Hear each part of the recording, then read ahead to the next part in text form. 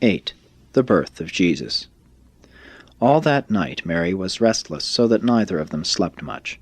By the break of day the pangs of childbirth were well in evidence, and at noon, August 21, 7 B.C., with the help and kind ministrations of women fellow-travelers, Mary was delivered of a male child. Jesus of Nazareth was born into the world, was wrapped in the clothes which Mary had brought along for just such a possible contingency, and laid in a nearby manger. In just the same manner as all babies before that day and since have come into the world, the promised child was born, and on the 8th day, according to the Jewish practice, he was circumcised and formally named Joshua, Jesus. The next day after the birth of Jesus, Joseph made his enrollment. Meeting a man they had talked with 2 nights previously at Jericho, Joseph was taken by him to a well-to-do friend who had a room at the inn, and who said he would gladly exchange quarters with the Nazareth couple. That afternoon they moved up to the inn, where they lived for almost 3 weeks until they found lodgings in the home of a distant relative of Joseph.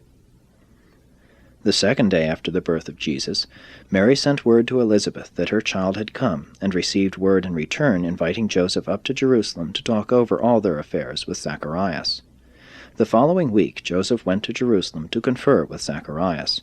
Both Zacharias and Elizabeth had become possessed with a sincere conviction that Jesus was indeed to become the Jewish deliverer, the Messiah, and that their son John was to be his chief of aides, his right-hand man of destiny.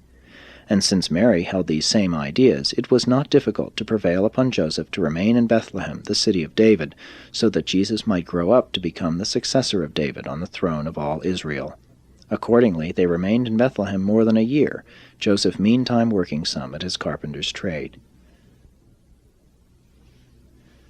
At the noontide birth of Jesus, the seraphim of URANTIA, assembled under their directors, did sing anthems of glory over the Bethlehem manger. But these utterances of praise were not heard by human ears. No shepherds nor any other mortal creatures came to pay homage to the babe of Bethlehem until the day of the arrival of certain priests from Ur, who were sent down from Jerusalem by Zacharias. These priests from Mesopotamia had been told some time before by a strange religious teacher of their country that he had had a dream in which he was informed that the light of life was about to appear on earth as a babe and among the Jews. And thither went these 3 teachers looking for this light of life.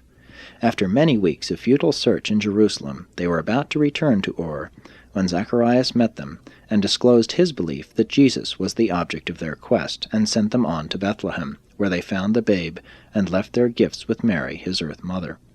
The babe was almost 3 weeks old at the time of their visit. These wise men saw no star to guide them to Bethlehem. The beautiful legend of the Star of Bethlehem originated in this way. Jesus was born August 21 at noon 7 B.C. On May 29, 7 B.C., there occurred an extraordinary conjunction of Jupiter and Saturn in the constellation of Pisces, and it is a remarkable astronomic fact that similar conjunctions occurred on September 29 and December 5 of the same year. Upon the basis of these extraordinary but wholly natural events, the well-meaning zealots of the succeeding generation constructed the appealing legend of the Star of Bethlehem, and the adoring Magi led thereby to the manger, where they beheld and worshipped the newborn babe.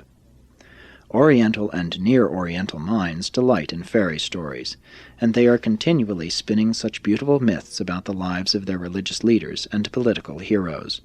In the absence of printing, when most human knowledge was passed by word of mouth from one generation to another, it was very easy for myths to become traditions, and for traditions eventually to become accepted as facts.